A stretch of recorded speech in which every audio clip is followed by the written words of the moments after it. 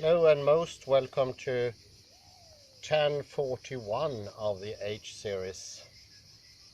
And I would today talk about a book by Tarthang Tulku called Love of Knowledge.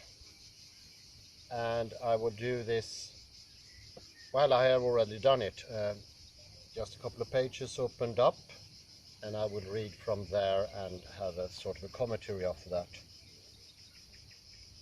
It's the only way to progress when it comes to those difficult things, is to bring out a random subject to see what comes out.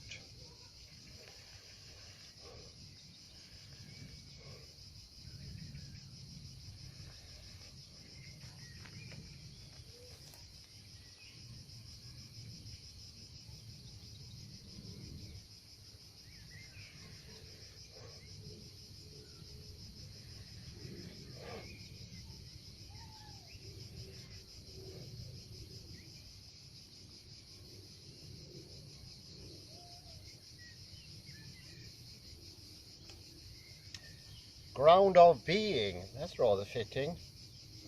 Page 231.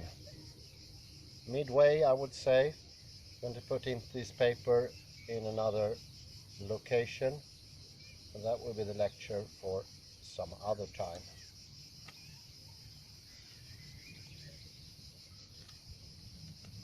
For hundreds of generations, human beings have looked to natural law, to sacred text, to divine authority as sources of knowledge. Today, these alternatives have increasingly come under challenge in the name of empirical truth. Those who support their validity are asked to demonstrate their claims with objective evidence. For instance, data available through sensory observation and subject to measurement and replication.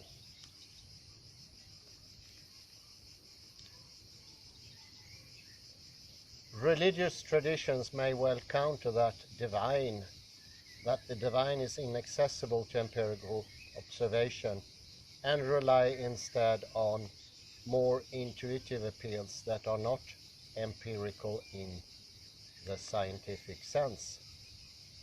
As long as science is accepted as the standard for knowledge, the result is to relegate religious teachings to the level of second-class truths, assertions that do not meet the strictest standards of validity. It is on this basis that the sacred texts and symbols of the world's greatest religious traditions have been demythologized to make them conform to common sense standards for the possible. When adherents of traditional teaching points to the singularity of their central tenets, insisting that in principle certain historical events cannot be verified by standard drawn from everyday experience, the gulf between objective and traditional knowledge only widens. An increased familiarity with the views of different cultures around the world and throughout history has supported this trend. Judged by a single, non-traditional standard, all traditions are found wanting, making adherence to one over another a simple accident of birth. While traditional teachings may be honored as guides to morality or ethical conduct, they lose their roles as sources for direct knowledge of reality. To replace tradition, philosophy has sometimes put forward pure reason as an alternative to temporal knowledge. But history suggests that reason can support countless conflicting positions. even those destructive of the human spirit. How then can reason ever yield trustworthy knowledge? The advance of formal logic has only confirmed reason's limitation and its ultimate incompleteness. Well, we know that from the theorem of Gödel. The idea of an absolute, next chapter. The notion of an absolute also raises difficult questions. If the absolute is to have any significance for human beings, it must be related to us. For example, unless ultimate truth either guarantees or otherwise affects conventional truth, how can it be called true? Conditional reality must reflect, manifest, or share in ultimate reality. But the nature of this relationship, even in its possibility, remains a mystery. The interaction of absolute and conditioned seems to lead directly to contradiction. Thus, the absolute is absolute only in comparison to what is not absolute. It follows that the absolute depends on the environment that validates it as absolute, the changing word of the conditioned realm. But this seems to mean that the conditioned realm as such must be absolutely conditioned. If it were to cease to be conditioned, it would no longer be a validating environment for the absolute, in which case the absolute would no longer be absolute. But an absolute that could stop being absolute is not an absolute to begin with. End of parenthesis. Can conditional be absolute in any way? If so, what role is left for another absolute? There is another difficulty as well. If the conditional is absolute, the absolute, its validating environment, must be conditional. It might be that the absolute, though inaccessible to logic, can be directly experienced, assuming a human faculty for cognizing the absolute. Perhaps we had such an experience, an indisputable witness, or perhaps someone we trust has spoken of it. Yet how trustworthy is the knowledge that such an experience brings? No matter how direct knowledge claims to be, it will be mediated through structures of knowing firmly tied to the conditioned realm, including language, concepts, images, and reasoning. Whatever we can know by such means will not be absolute. A possible response is to acknowledge that the absolute is beyond comprehension, while still asserting the validity of our in-choate experience of it. But if we cannot comprehend what we are pointing to, we are not knowing it, but only expressing a belief about it. Saying that the absolute is beyond thought is another thought, since by definition the thought, being conditioned, has no relation with what it claims to be pointing at. It cannot operate to establish an absolute.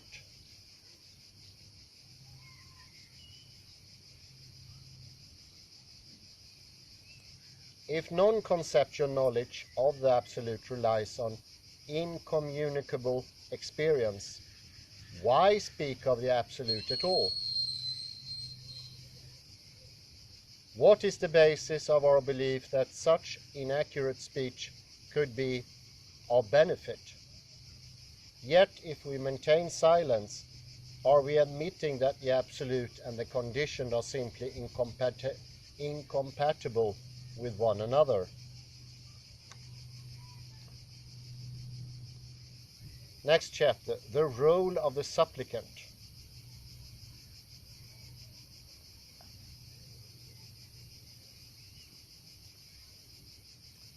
One final move remains available, acknowledging our inability to gain access to an absolute. We can accept this inability as proof for the absolute. Unable to speak, defeated by our own limitations, bereft of capacities, we find in our own weakness a source of awe and wonder at an inaccessible, unknowable. From lack of knowledge comes humility, and out of humility grows worship. Our weakness and ignorance depart as envoys to the realm of the transcendent, bearing with them the gift of our devotion. We offer fealty to the incomprehensible, and in return seek compassionate protection. Because such devotion turns on its head the conventional emphasis on a self, it can bring great benefits. The world becomes a simpler place, more integrated and more stable. It is easier to live in harmony and balance, for at least we have something to depend on. The mind and heart grow calm, and we can find peace in times of difficulty. Acceptance gives us strength.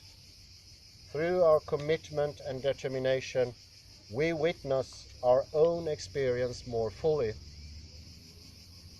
The possibility emerges of a knowing that goes beyond temporal knowledge and self-centered concern.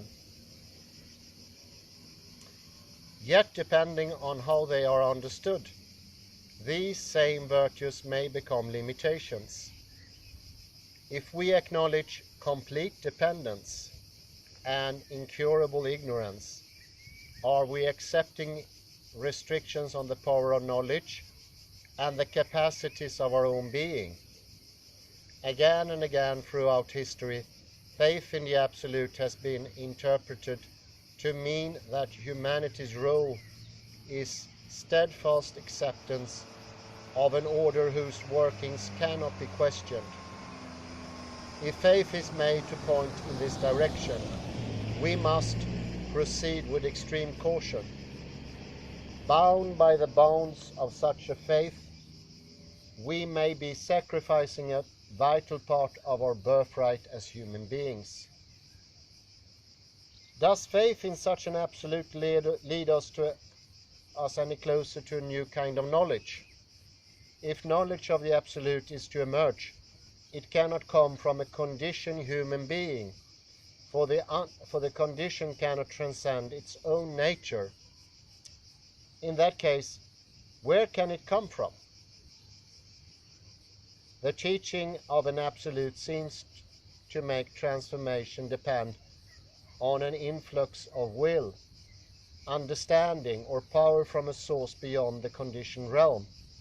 What role remains for human knowledge and responsibility, intelligence and faculties? Does the individual still have responsibility for working out his own destiny? Relying on the absolute may commit us to a new story, the story of the powerless supplicant, dependent on what lies beyond. Obedient to the absolute, the supplicant awaits new knowledge and a new way of being. As waiting becomes hoping and hoping becomes wishing, the supplicant stands revealed as the historical self in a new guise. Eventually the self may tire of this story, leaving others to maintain the vigil, rejecting a condition that asks too much. It may wander back into the pathways of daily life, no closer to higher knowledge than it was at the outset. On a subtle level, however, an active faith may be related to the love of knowledge. Devotion can be a pointer directing us outside the range of ordinary experience and the concerns of the self, while the confessions of ignorance can be a starting point for knowledge, by leading us beyond our own limited ways, our own limited view. The recognition of powers, possibilities, and ways of knowing greater than the self can awaken a sense of awe that leads to wider vision and an ever-deepening appreciation. A little summary. It's very correct, good old Tarthang Tulku, and at the end there is a summary. This was chapter 28. No alternatives to temporal knowledge, seeming impossibility of a meaningful absolute, faith in the absolute, accepting restrictions, linkage between faith and love of knowledge. I think here, but this is the 0 point you come to. This is what Edward de Bono called the 0 point, when you add a new material to the things you already had. And I was speaking about this mass-produced knowledge in the previous lecture, and this is something of another take on that.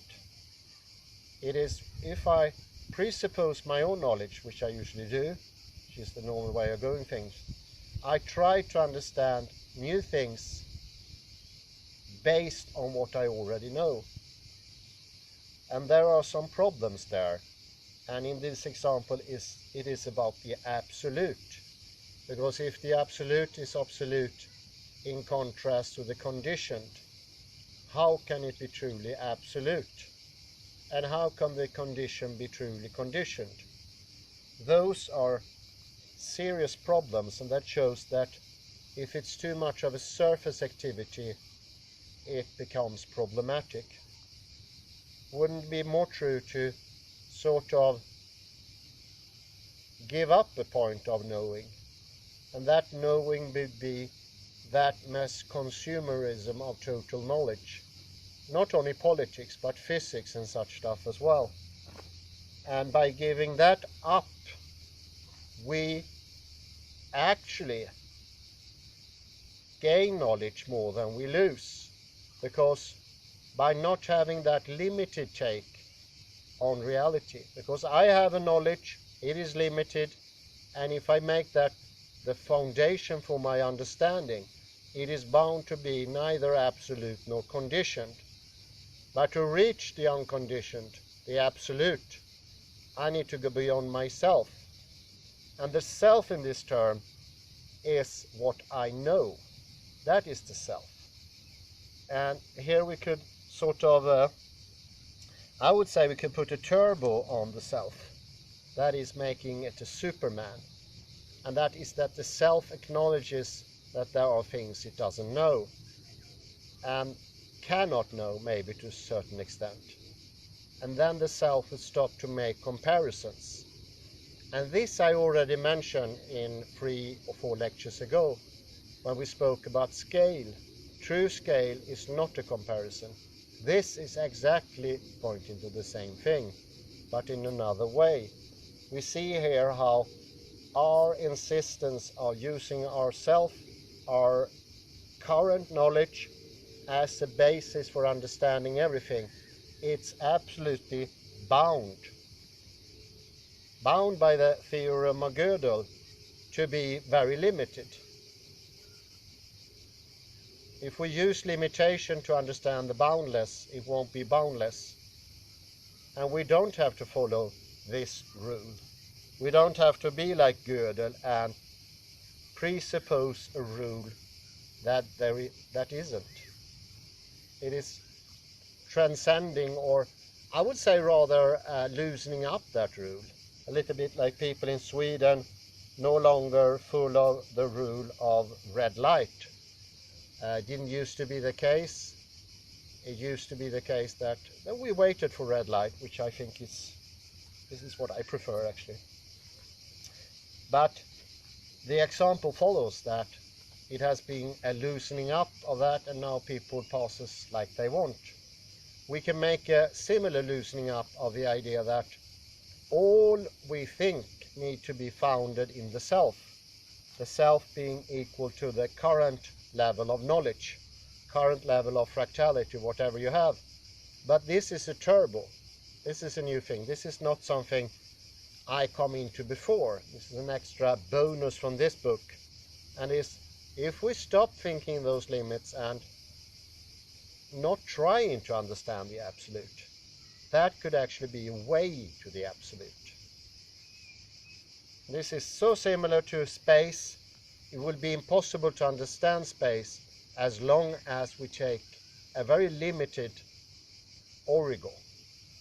The origo is nothing wrong with it, but it's still very limited, and it will not make for sufficient understanding of space. And that we have very great help with Susie Froebel, fractality. True space is fractal, and people who see distance directly are fooling themselves, because it's only with movement you can have distance and dimensions. Those dimensions are not pendicular Cartesian coordinates. No, neither are they the coordinates of Newtonian physics. Those are much more complex. They do not follow simple rules. Why would space follow those simple rules? Well, we know from quantum mechanics they don't. So that's an interesting hint to opening up space. And I like this cheating. Why let the self do the understanding always? You can do the understanding for making coffee or having a walk. But when it comes to understanding the absolute,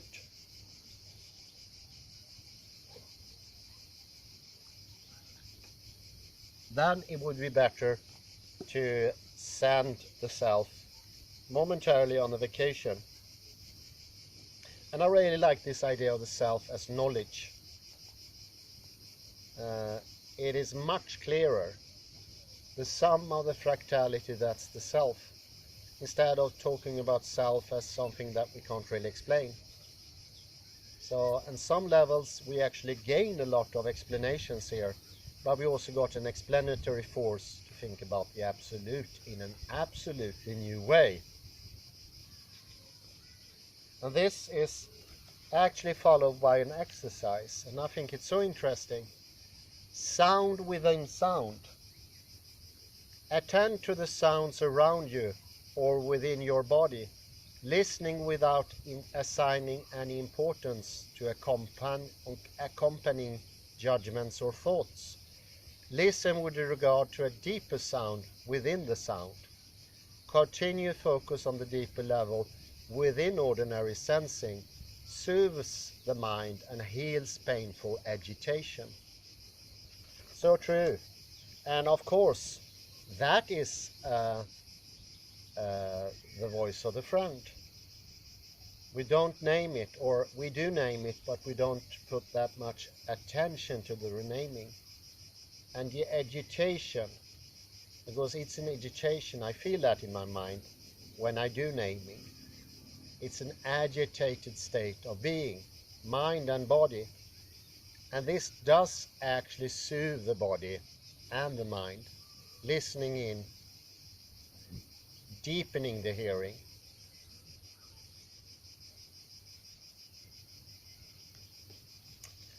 I will start to the next chapter. This is 29. Odd, they're not numbered until the end. This is called Visionary Realm. And there is a little writing in the beginning, and something that looked like a circle or a sphere. Circles open into unknown circles. Sphere of knowledge, fluid possibilities. New dimensions unconfined by old. Measured as dimensions, as dimensionless, as less than all, as vision, setting forgetting limits. Visionary realm. Without accepting the limitations implicit in commitment to the incomprehensible, could we develop confidence in a source of knowledge beyond the self? Humility spacious enough to allow for this possibility might lead beyond the well-established self-concern that deadens inquiry. Perhaps it could allow as well for a more accommodating questioning that show the way toward a greater and more complete knowledge.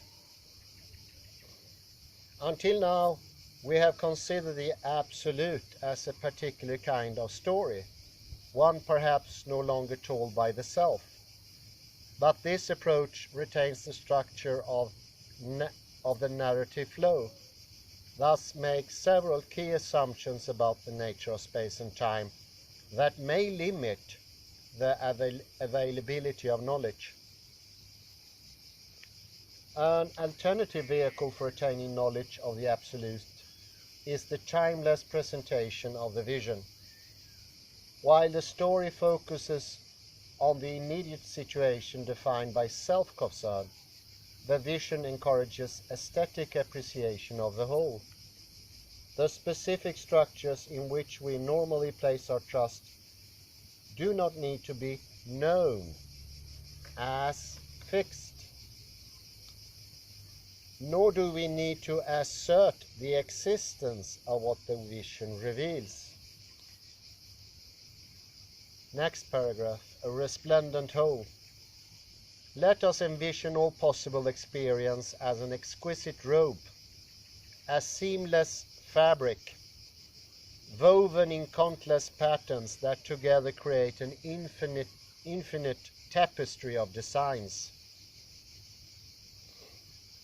Whatever exists is present among the patterns, and so too is its arising and its destruction. Past, present, and future all contributes to the tapestry.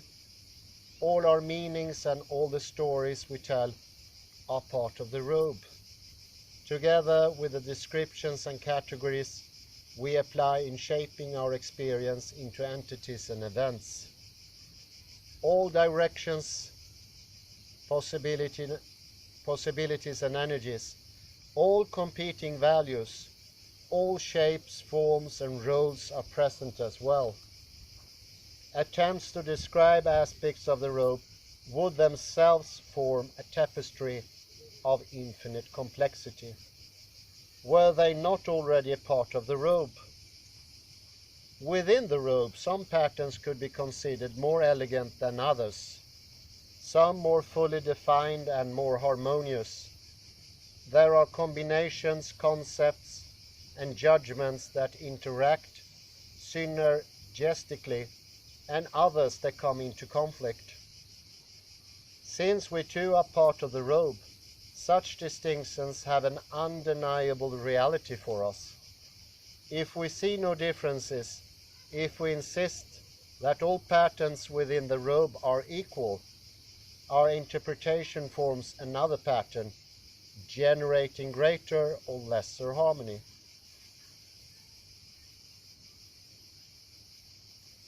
The world of the robe is one of universal interdependence, where each element is woven into the whole.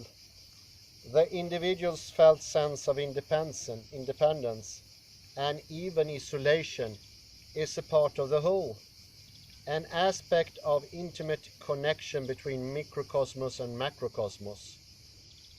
Individual action occurs within a flow of presentations, distributed through past, present, and future, that influences and guides our judgments.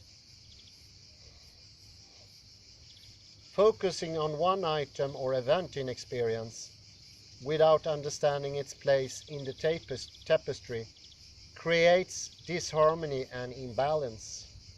Just such a narrow focus is implicit in the self's characteristics move of taking a position. The self sets out to impose a pattern, as if it were going to cut the robe apart to fit and sew it back together and wear it. When violence is done to the fabric in this way, there is inevitably distortion and a tendency towards chaos. The clear recognition of this disruptive impact is in itself the appropriate countermeasure. Returning to the vision, we can let its power transform the tendency that undermine fulfillment.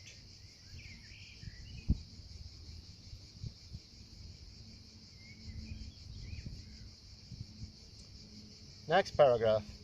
The vision and the time. Within the timeless vision of the robe, new ways of knowing are allowed to emerge. Conventional knowledge is confined to what we know now. But once we turn from the momentum of our stories to a vision of the whole, now and then, and the connection between them, the constant dynamic motion of all phenomena and all experience are revealed as overwhelming mystery. A rapt appreciation for the timeless acknowledges the patterns of linear temporal unfolding, without according them special significance, free from restrictive local concerns. Time can open in new ways, presenting secret realms. Instead of being distributed out throughout linear time, the power of the present can be available in all times, supporting the growth of our knowledge. What before was dark can now be illuminated with an inner light that has been obscured. Our lives become vivid and rewarding in ways that would previously would have been unimaginable. Without the insistence that the temporal flow is fixed in direction and momentum, time can present us with unsuspected gifts.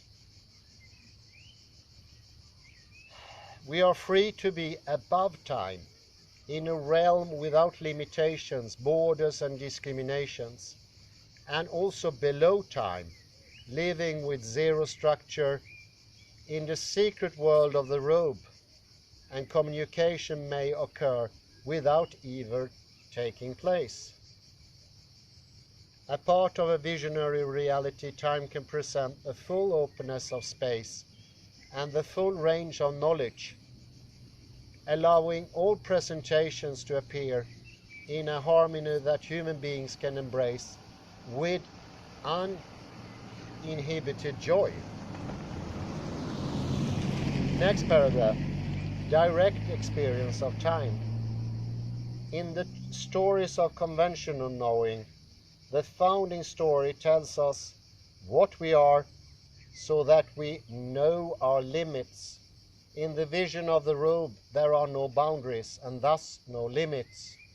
We turn from the drive to be what we are not, which draws us into the future, and from the drive to know what we do not, which cements us to the past. How very good! It is the urge of the metaphysics of presence that fixates us in the drive to the future, and it fixates beyond our limits of knowledge. Our metaphysics of present, our rules of correctedness, lures us to a drive, a direction, and that drive, that intention, that want is what starts the whole linear time. It's becoming absolutely clear now. Looking directly at what time is presenting, we can abandon wishing and waiting, nostalgia and regret, description and separation. We are free to cherish the experience of being human. When they are no longer understood as being fixed and determined, the free times, past, present and future, offer a precious opportunity. The interplay of events in time, the subtle influence that our concept and context exert on one another, the way that stories and patterns form, merge and separate and form again. All these elements signal a rare creative energy at work within being. The past displays the unfolding patterns that underlie the flow of events. The present exhibits a dynamic creativity. The future reveals the interplay that goes on between actions and their consequences. I do need to add here, this not being able to wait for reality to present itself is caused by this drive, this want, this obsession almost. This obsession is what starts the direction of time and the flow of the time into an unknown future. This is very far from projection.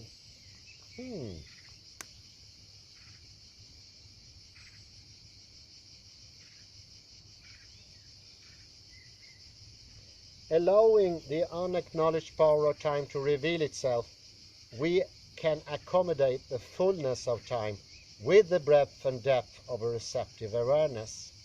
Attunement to the marvels of creation can be awakened within us as an experience of overwhelming beauty and power. Our world can be dynamic and richly textured, our knowledge holistic and healing, holding new possibilities for being. In the vision of the free times, the familiar linear sequence falls away. In such a random time, I cannot trace from the now to the then, or here to there, nor can I impose structures, distinctions, or patterns. I cannot even know time as random, for it does not arise in opposition to order. The randomness of time itself, random. Random time is unitary, for partitioning is based on order. Past, present, and future move as one, like the spokes of a wheel. All order, including such basic elements as movement and directionality, are entirely the project of interpretation, and interpretation itself likewise has a unitary character. The integration of an indifferentiated whole. What then is left to bar the path to freedom? What then is left to bar the path to freedom? Beyond vision, next paragraph. Bear with me, it's getting more and more interesting. Throughout history, mystical traditions has put forward visions of reality that resemble in fundamental ways the vision of the robe. They have proclaimed an eternal truth underlying all change and every manifestation, in which space and time take on a different significance. Their ways for contacting this truth have tapped a source of power that seems able to transform experience and give it new meaning. Despite their transformative power, however, such visions may not remain true to the full potential of human beings. For in setting forth an absolute, the visionary path projects truth and reality, constructs of conventional knowledge based on the conditioned realm, into another, higher realm. As long as it separates absolute from condition and proclaims the reality of the former, the visionary way perpetuates the structure of the dichotomy that characterizes temporal knowledge and the known world. To accept as an ultimate vision of the whole is to turn away from the highest possibilities for human freedom. Intent on exploring our interconnection with all that is, we act out our role and accept its attendant obligations, looking past the prospect that the patterns we attend to could be transformed. Though our experience may be sublime and the realms in which we move radiant with a new light, we affirm an underlying reality, a time and space that operate in a specified ways and allow only certain manifestations. No matter how vast the range of this presupposed realm, in the end our own actions are bound by the limits of what is, and tend toward duplication. aware of the creative energies at play in the cosmos, we are not ourselves creative. Beyond vision here, the last paragraph is without a doubt the why question, and we limit the scope by trying to understand the world in the fashion of the graspable self. We don't understand that our knowledge is limited, and we use the limitation to understand other things. It's the same as having scale as a comparison and not true scale. A comparison with the knowledge you have and trying to use that as a focal setting for understanding. Instead of saying understanding, I cannot understand, makes a whole new vision opens up. Whereas the drive to understand from what you already understand puts a limitation and establishes a pattern of limitations in time and space. Prioritizing the now, taking away the past and the future, prioritizing the here, taking away the gone, the absent, and then constantly driving for the future where that knowledge will be held. Because we are all looking for knowledge, and that greediness, that graspability, that certain stress will already set some actions, I would say in the brain, the N2 neurons. So you try to grasp something, and that knowing will be very limited, will be almost nothing. It will be a very bitter fruit, pikrofruta. Refining knowledge, visionary harmony, and indwelling perfection offer a deeply healing antidote to the self-centered structure of the narrative. Yet the turn toward the vision subtly affirms the reality of what is turned from. A dichotomy is established between ordinary existence and another transcendent realm. No matter how exalted, the constructs that refer to the absolute remains constructs. No matter how fully the vision transcends all linear narratives, a final story unfolds, asserting the existence of a timeless realm. The dimensions of visionary experience can nourish our whole being, revealing the potential for transformation as direct lived knowledge. Yet, if we are truly interested in freedom for ourselves and others, we need access to the knowledge that goes beyond the visionary.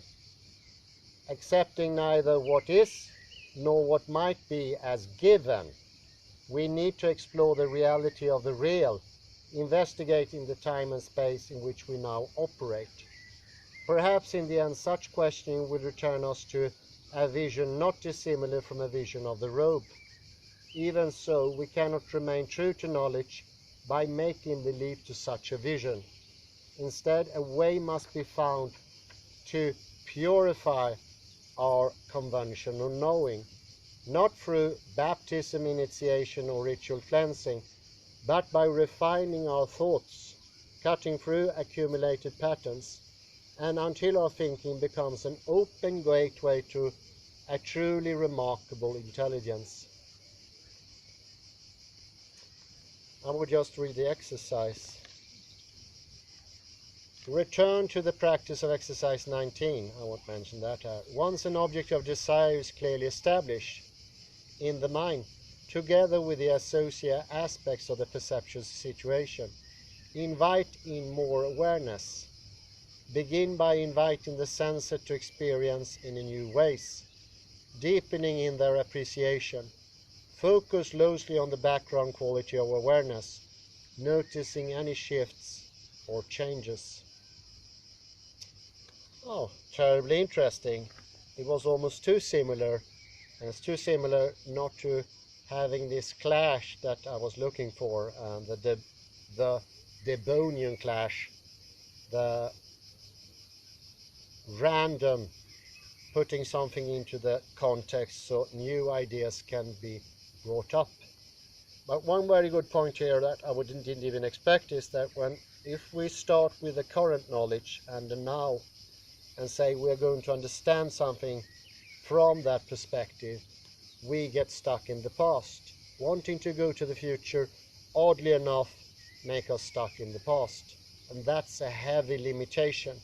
And this is so interesting because it doesn't refer to anything else. Here we don't need reference to other things. You can try this out yourself. You can see the limitations. And I would say it's very common trying to understand things from the self-knowledge, that limited. And what sort of absolute would that be? Well, it would be a conditioned one. There is a point to it. Oh, it was lovely. Lovely surprise on my behalf. I hope you liked it as well. Duly recommended because it helps with all the other stuff. Called Love or Knowledge, an odd name. A really odd way of making a book as well. Doesn't look like they put a lot of effort, but the content well goes beyond the cover of the book. Goes to say the old saying, don't judge a book by its cover, to be absolutely true. Thank you very much and have a very pleasant afternoon. Here's the book, I put a link to it.